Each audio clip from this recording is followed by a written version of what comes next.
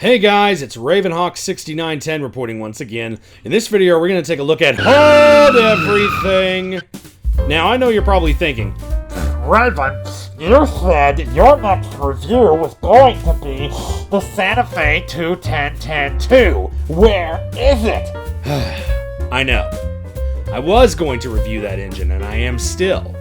However, the motor on the rear smoke unit went out on me, so I need to get that repaired before I can film the review. I just don't want to because it would bother me if I wasn't able to show off the features that run on that end of the locomotive for the video. So, that being said, the 3000 review is on hold for now. Now please, get off my back. As I was saying, in today's video we're going to take a look at one of the brand new Lionel Vision Line Challengers. Now, I know what you're thinking also. Well, hold on. You had the 49er Challenger in layaway, so where did you get this one?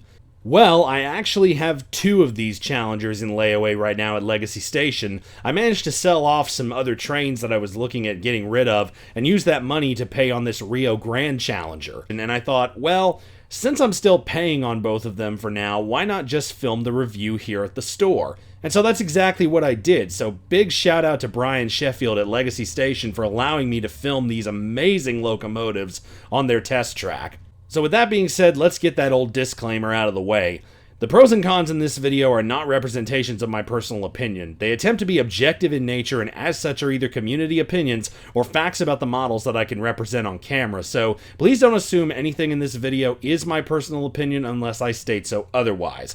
Additionally, it's important to note that I don't speak on behalf of Lionel and am not endorsed by any company. I'm an independent reviewer and the work I do does not reflect the thoughts of any companies in question.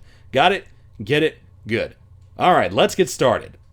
Challengers were first designed and built in 1936 by the Union Pacific and the Northern Pacific to have a larger, faster locomotive that could pull greater tonnage at higher speeds, especially in mountain territory. Over an 11-year period, 252 were built for 9 different Class 1 railroads in the United States. The largest ones in greatest number went to the Union Pacific, who used them as dual-service locomotives on both freight and heavy passenger trains. However, during the Second World War in 1943, a group of 6 Challengers that were on the tail end of a Union Pacific order were transferred by the War Production Board to the Denver and Rio Grande Western. These Challengers were then numbered 3800 through 3805, 3800 here being the subject of the video today. However, the Rio Grande didn't like these locomotives and opted in 1947 to sell all 6 to the Clinchfield Railroad in Kentucky, where they were numbered 670 to 675 and modified to a single exhaust smokestack. They were finally retired and scrapped in 1953. Lionel first offered the Vision Line Challenger in 2010, but due to its popularity, they did a re-release of them in the 2018 Volume 2 catalog with several different road numbers, paint schemes, and road names that had not been done in the first run. They also did some modifications to the tooling and the technology inside the locomotive to bring them up to modern Lionel standards. The new Vision Line Challengers all come with Lionel's Legacy Command System, stereo Legacy rail sounds, road name and road number specific crew talk, Odyssey speed control, Bluetooth control for use with the Lionel smartphone app, LED lighting, and 2 smoke units for all of the awesome Vision Line features on board. The engine can be ran either with the Lionel Legacy remote, the Lionel Classic TMCC remote, conventionally, or with Bluetooth control through the Lionel Lion Chief app or the Universal Remote.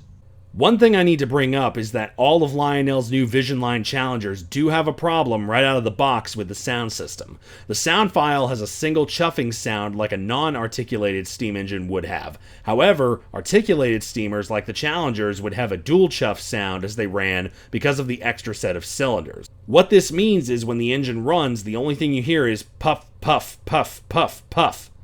Whereas it should sound like puff, puff, puff, puff, puff, puff, puff, puff instead.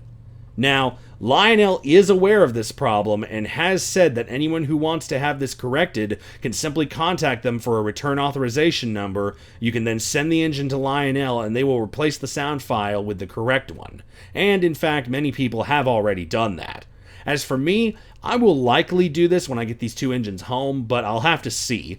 To me, it's just a sound file. It's not like it's negatively impacting the way the engine runs in any way, so if I don't get it corrected, I don't know, Happy birthday! Starting off on the front of the locomotive, the pilot looks really good. The plow on the front can swing open to either show the dummy scale coupler inside, or allow you to hook up a dummy O-gauge coupler if you want to double head this thing.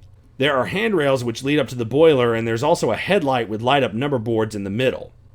The smoke box on the engine has a nice light gray tone, and in the center is the 3800 number plate. It's not as detailed as a Union Pacific one would be, but it still looks nice. Also on top are a pair of green marker lights, 2 more number boards, and in the center is the bell.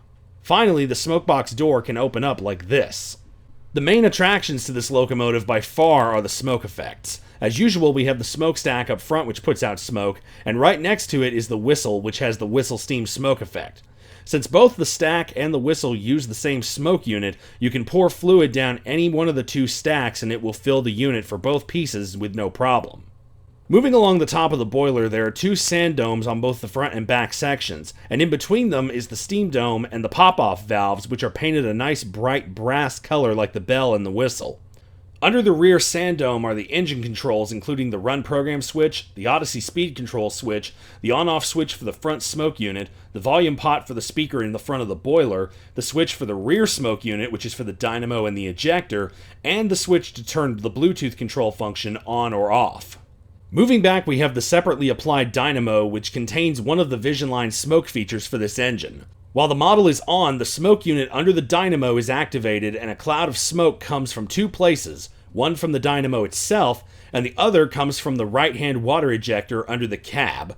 This has to be my personal favorite smoke feature on the Challengers because when the engine runs, it literally becomes covered in a cloud of smoke the whole time, and it looks really cool. It makes the engine look much more real, not just to a person in the hobby, but to people outside the hobby. I was showing a non-model railroad friend of mine a photo of the 3800 smoking, and they literally thought it was a real train because of the smoke effects. It was awesome. When you fill the smoke unit for the ejector and the dynamo smoke unit, you pop off the dynamo itself, and the fill hole is underneath. Now, it's important how you load it, because the way the piping is on the engine, you need to hold the engine at a slight angle, and then use either a smoke fluid pipette or a needlepoint smoke fluid dispenser to get it down in there. If you try to load the smoke unit with the engine sitting upright, it will simply flood back up through the hole and make a huge mess. And of course, if you don't get any fluid down to the smoke unit, you can burn the element out, and that'll end your fun. Lastly, the tender looks really good on any of these Challengers. They have a great weight to them and feature 2 main speakers for the sound system inside. The master volume control for those 2 speakers are underneath a toolbox on top of the deck. There's an electro coupler on the back that can be thrown from the remote or the smartphone app, and on top there's a pair of red marker lights and an operating backup light. Alright, now that all of that is out of the way, let's go ahead and fire up the 3800 and see how it sounds. Yard office to the 3800. 3800 answering. Go ahead. Over. Clear to move east on 1 runner when ready. Over. Roger that. 3800 out.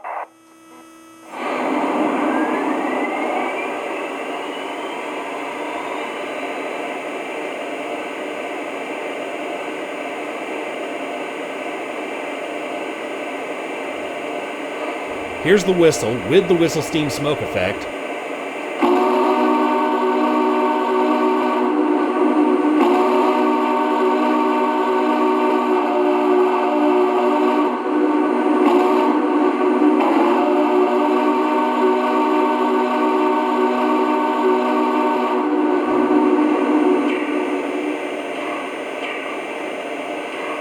Here's the bell.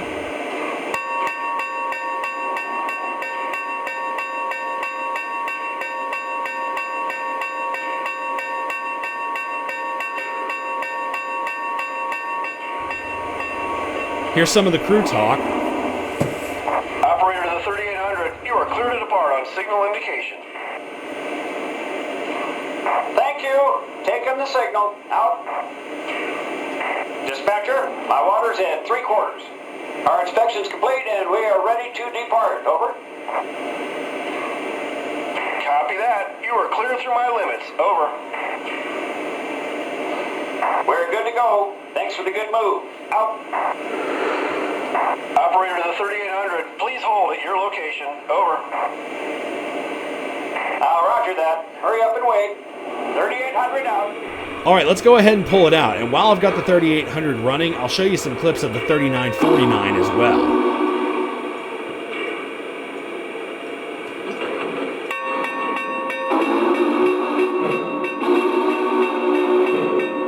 Engine 3800 to the dispatcher. We're underway. Over. Thanks, 3800. Have a safe run.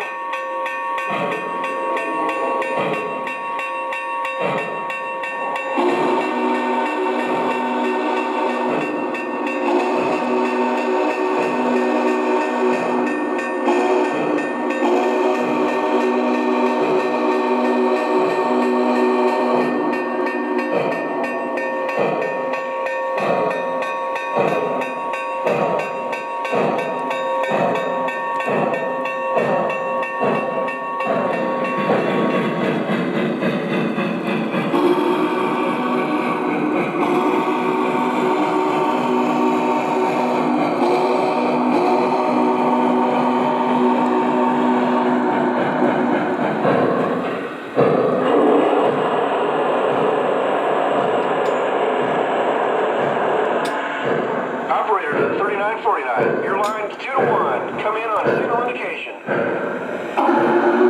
Got the yard limits. Here we come. Thank you.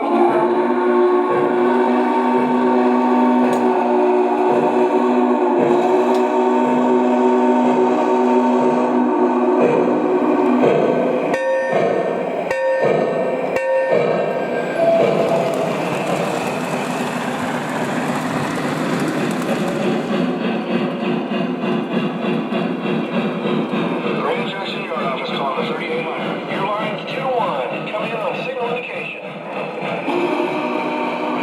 What the yard limits? Here we come. Thank you.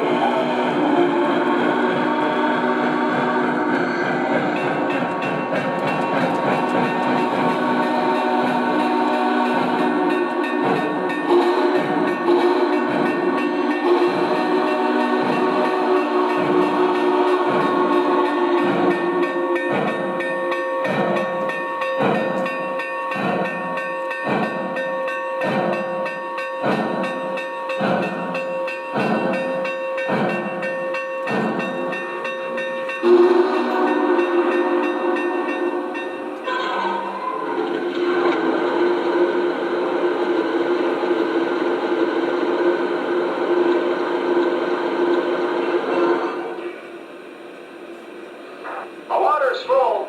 Over. Copy that.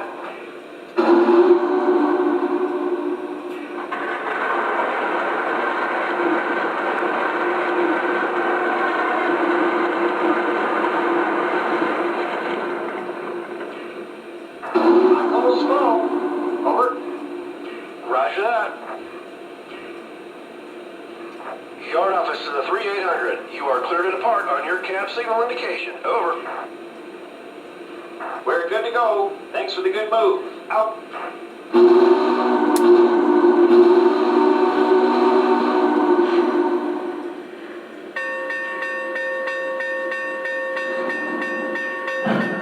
Rio Grande 3800 to the tower. We're underway. Over.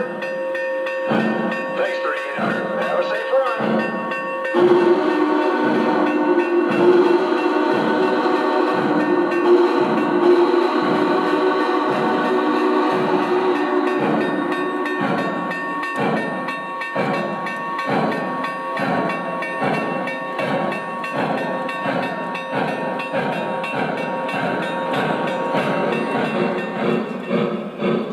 Green River Yard Office calling the 3949. Crossing 1 to 2 in the plant. Keep them rolling. Roger, on the good route. Just passed your pump signal. Out.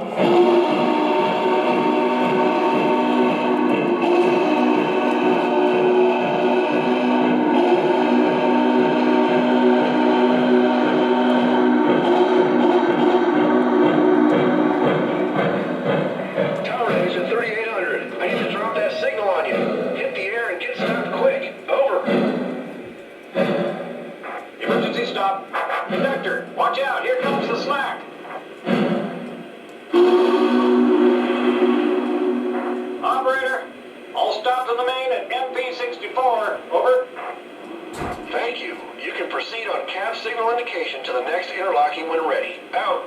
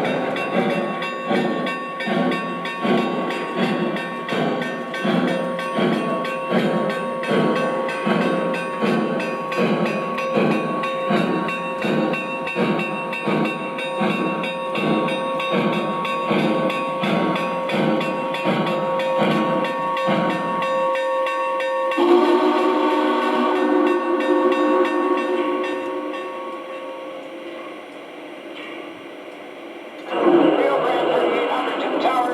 Heading for the line. See you tomorrow. Out. Well, that just about does it for the Vision Line Challenger. These are amazing locomotives, and if you can afford one and if you can find one, I strongly suggest getting it because they will make a great addition to your roster or your collection. The 2018 run of the Challengers have a suggested MSRP of $1999.99. I think Legacy Station may have one more left, but if they don't, there are several other train stores that do still have them available, such as Train World and Nicholas Smith Trains. I'll include links down in the description box so you can go check their availability. And if you want to call Legacy Station to see if Brian can perhaps find one for you, give him a call at 770-339-7780. Thank you guys so much for watching, and I'll see you all in the next review. This is Ravenhawk6910, signing off.